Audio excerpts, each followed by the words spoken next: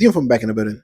So it's a lot of people that surprised at Kevin Hart during the roast session where the comedians that was from another ethnic group were making fun of certain situations that were pertaining to people that look like me, right? And Kevin Hart recently was on the Breakfast Club giving an excuse as to why this happened and why it was allowed.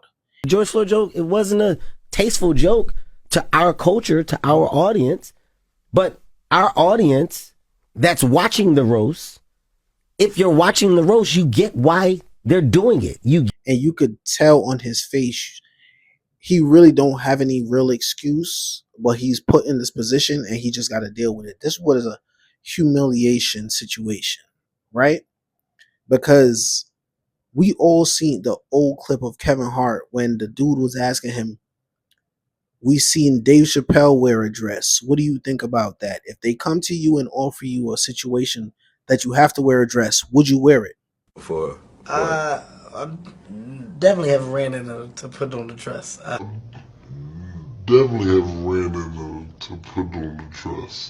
Kevin Hart paused and he didn't say no immediately. He almost like really just thought about it as if this was the proposal. And then he said, hey, well, I have to set boundaries myself. But he never said what those boundaries were. And clearly it was not about wearing a dress, because later on SNL, not too long after, we seen Kevin Hart playing a character named Dejanay on SNL wearing a dress. 10-year-old Oscar nominee, Kavenjanae Wallace. Right? So why are people surprised by this? And again, I want to point out the fact when Steve Harvey sat down with Monique and was telling Monique integrity don't pay his bills. Wrong. When you tell the truth, you have to deal with the repercussions of the truth. And you cannot sacrifice yourself. The best thing you can do for poor people is not be one of them. You cannot help them. We're in the money game, but let me tell you. For $4 million, I'll be all the motherfucking monkey you can stand. Black people will be so embarrassed by my motherfucking performance, you'll be sitting up there just going, look at this big lip son of a bitch. You ain't got to act like that much of a motherfucking monkey.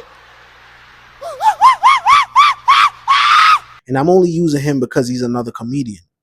And then we see Dave Chappelle having to do certain things from back in the day. I think I paid up too much, jerk. Well, Howard, Hey, Robin, what's the matter with you? You have a cold? As a matter of fact, I do. Really? Probably a chest cold. Hey. Right? The fact that Steve Harvey said that lets you know that the whole industry, there's requirements for you to enter these doors and enter a certain level of success. Because you're not just going to get up here. That's why we seen a lot of comedians from back in the day that's really funny, but they never made it to a certain point. Because the fact that Kevin Hart, I don't even care about the roast situation. I don't watch that shit. A lot of people don't watch that shit. Only reason why people are talking about it now is because the blatant buck breaking situation is going on with these guys sitting there with these people saying certain things and whatever, right? But that was just letting the industry know, the people know. I don't know if Kevin Hart is about to take his career to another level. Once again, maybe it's going to be a revival of a Kevin Hart, right? And we cannot forget, once again, the famous clip of Kevin Hart and Shaq. You know what they're going to do to you in jail? Why am I going to jail? Let me show you. That's what's going to happen to your little ass in jail. Why are people surprised at this situation, especially in the Breakfast Club? I feel like the Breakfast Club interview that he just did was so unnecessary because it just showed that he is broken. The industry has control, and they get you by giving you all these things, the money, the fame, the cars, and it takes one bad tabloid, one bad smear campaign to take everything away from you. Because once they cut your checks, tell these these production companies not to mess with you, these whoever not to mess with you. Guess what? You have whatever money you have now in your accounts, and they could even hit you with some shit deeper than that. They'll say you have some financial fraud going on, and they'll freeze all your damn assets. That's how they get you. They give you everything that you thought you ever wanted, and it's on a scale. And whether you piss them off or you go along to get along, you be all right, right? So it's just entertainment and whole. This shit get dark. You don't just become famous. We all remember when you thought you was gonna get lucky and get signed or be casted in a movie. If you're like an actor or actress, you've been doing stand-in jobs and all this stuff, bruh. The levels that and the doors that you have to walk through to get that level of fame and power and access, it don't just happen to anyone. It really don't. We had Richard Pryor. We had Paul Mooney. Paul Mooney was one of the ones. That's why he not even here no more, because he was talking shit about Oprah.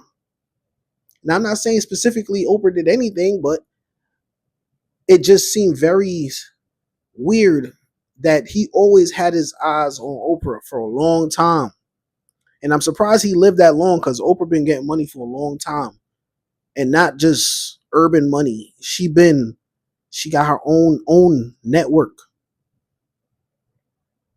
But Paul Mooney been calling this shit out for a long time. A lot of these comedians have been saying a lot of things about this industry. Cat Williams, Eddie Griffin, Chris Rock, bruh. The list goes on and on. So nobody should really be surprised at what Kevin Hart just went through. And I'm not going to lie to you, these roasts are not even funny. These guys that's telling these jokes is not even funny. That's how you know it's a situation that starts with an R. IT. Like, come on. These guys is not funny. It's not supposed to be funny.